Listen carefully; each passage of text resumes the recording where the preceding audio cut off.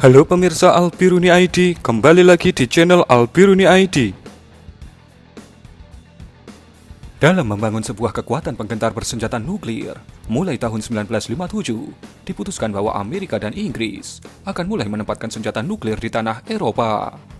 Langkah ini dikenal sebagai Protokol Nuklir Sharing. Langkah ini membuat negara-negara NATO yang tidak memiliki senjata nuklir bisa menggunakan senjata nuklir yang dimiliki oleh Amerika dan Inggris kala itu untuk melakukan serangan balasan ke negara-negara Pakta Warsawa di masa Perang Dingin dulu. Mulai dari rudal, artileri nuklir, hingga bom nuklir. Namun, dengan begitu, negara-negara yang bersedia masuk dalam skema pinjam pakai senjata nuklir ini harus bersedia melakukan standarisasi sistem senjata. Misalnya, dengan mensertifikasi pesawat tempur tertentu agar kompatibel dengan senjata nuklir yang disediakan. Dalam artian lain, Anda tidak bisa memodif sesuka hati jet tempur Anda jika ingin tetap bisa menggotong senjata nuklir. Saat ini, ada 3 negara pemilik senjata nuklir yang menjadi anggota NATO, yaitu Amerika, Inggris, dan Prancis. Diketahui hanya tinggal Amerika saja yang masih memberikan senjata nuklirnya untuk dipinjam pakai oleh anggota NATO lainnya. Anggota NATO yang memperoleh pinjaman senjata nuklir saat ini adalah Belgia, Jerman, Italia, Belanda, dan Turki. Kanada sebetulnya juga punya stok pinjaman senjata nuklir, namun dalam kerangka NORAD, bukan NATO. Itu pun sudah dikembalikan di tahun 1984. Yunani dulu pernah ikut serta juga dalam program pinjam pakai senjata nuklir ini. Namun, keluar dan mengembalikan senjatanya pada tahun 2001. Seiring pensiunnya pesawat tempur yang tersertifikasi membawa senjata tersebut, yaitu A-7 Corsair II.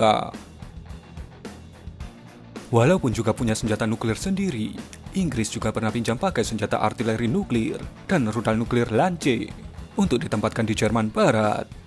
Namun, semuanya sudah pensiun dan dikembalikan. Hingga akhirnya tinggal Belgia, Jerman, Italia, Belanda, dan Turki saja yang masih tersisa. Dalam masa damai, menurut SOP-nya, setiap senjata nuklir yang dipinjamkan tersebut harus 100% di bawah pengawasan personil Angkatan Udara Amerika. Kode akses khusus diperlukan untuk mengaktifkan senjata nuklir tersebut. Pada saat terjadi perang, maka personel US Air Force akan memasang bom nuklir tersebut pada pesawat tempur milik negara peminjam, lalu mengaktifkan bom nuklir tersebut. Pesawat tempur lalu akan menyerang target-target yang sudah ditentukan sebelumnya. Paling tidak, dari 480 bom nuklir B-61 yang dimiliki oleh Amerika, 180 bom diketahui dipinjamkan ke negara-negara anggota NATO.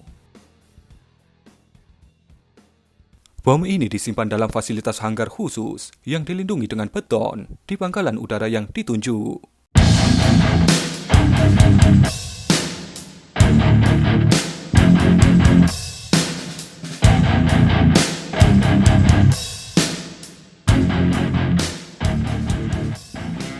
Pesawat tempur yang tersertifikasi untuk mengantarkan senjata nuklir ini adalah F-16 dan Panavia Tornado. Pada masa lalu, senjata nuklir yang dipinjam pakaikan bukan hanya bom B-61 saja. Yunani pernah dipinjamkan rudal anti pesawat berhulu ledak nuklir, Nike Hercules. Satu tembakan rudal nuklir anti pesawat ini diharapkan bisa menghentikan serangan satu resimen bomber Rusia.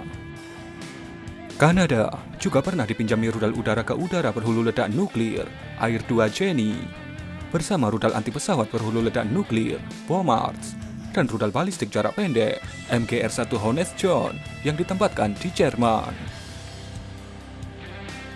Rudal balistik jarak pendek medium, PGM-19 Jupiter yang berhulu ledak nuklir, juga pernah dipinjam pakaikan ke Italia dan Turki, dengan pengamanan dual case system. Satu dipegang personel US Air Force, dan lainnya oleh personel negara tersebut. Rudal balistik jarak menengah PGM-17 Thor juga pernah dipinjam pakaikan ke Angkatan Udara Inggris.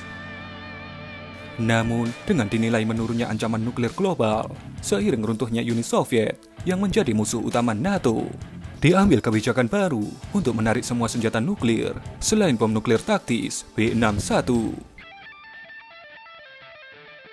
Penghapusan total senjata nuklir pinjam pakai ini ditentang oleh negara-negara anggota NATO di Eropa Timur yang khawatir akan menunjukkan perlemahan komitmen perlindungan keamanan Amerika ke Eropa untuk melawan Rusia. Di Belgia, Amerika meminjamkan 10 hingga 20 bom nuklir taktis B-61 yang disimpan di pangkalan udara Klein Brogel. F-16A milik Belgia bertanggung jawab sebagai pesawat bomber pembawa nuklir B-61 ini. Di Belanda, Amerika meminjamkan 10 hingga 20 bom nuklir taktis B-61 yang disimpan di pangkalan udara Forkel. F-16A milik Belanda bertanggung jawab sebagai pesawat bomber pembawa bom nuklir tersebut. Pada 10 Juni 2013, mantan Perdana Menteri Belanda, Ruud Lubbers, mengkonfirmasi bahwa pada masa pemerintahannya, di pangkalan udara Forkel, disimpan 22 unit bom nuklir taktis dalam penjagaan personel US Air Force. Untuk mengaktifkannya, diperlukan 2 kode kunci, yaitu dari personel US Air Force dan dari Angkatan Udara Belanda. Angkatan Udara Belanda dan detasmen US Air Force yang menjaga senjata nuklir tersebut selalu berlatih melakukan pergelaran kekuatan nuklir secara periodik agar profesionalitas personilnya selalu terjaga.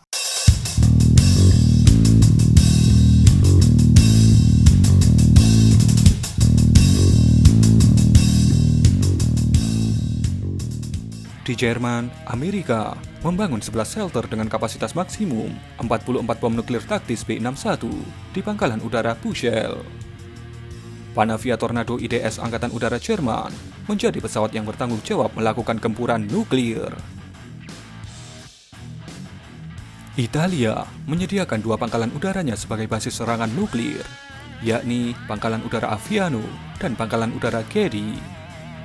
Di Pangkalan Udara Aviano, diperkirakan disimpan sekitar 50 unit B-61 dan di Pangkalan Udara Gedi disimpan tidak kurang dari 40 bom B-61. Mantan Presiden Italia, Francesco Cossiga, dalam sebuah wawancara menyebutkan bahwa ketika Uni Soviet melakukan serangan pertama ke salah satu anggota NATO, pesawat tempur Italia bertugas untuk melakukan serangan balas dendam dengan mengebom Praga, Budapest, dan semua ibu kota negara Pakta Warsawa.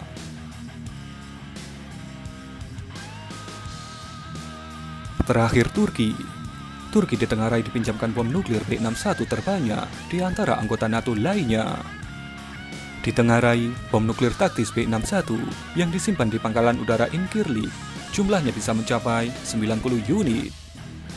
F-16 dan dulu F-4 Turki akan ditugaskan menyerang fasilitas Angkatan Laut Soviet dan industri-industri pertahanan Soviet di Ukraina dan Crimea, sekaligus menerapkan kebijakan anti-akses bagi armada Laut Hitam Soviet untuk keluar ke Laut Mediterania via Selat Dardanella.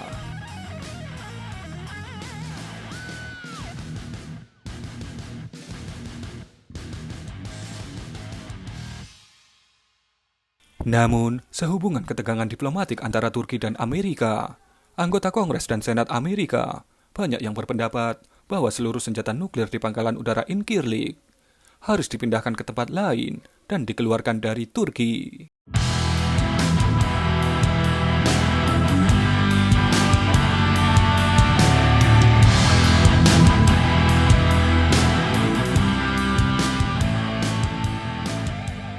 Bagaimana?